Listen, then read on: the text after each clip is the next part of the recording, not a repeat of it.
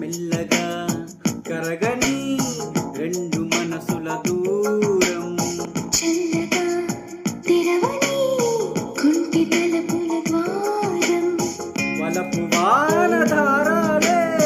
పంపుతున్నది ఆకాశం చిరుకు పూల హారాలే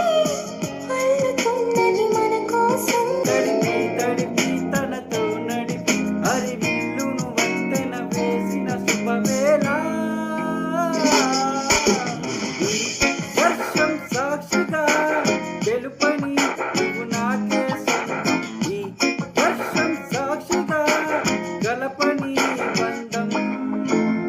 మెల్లగా కరగని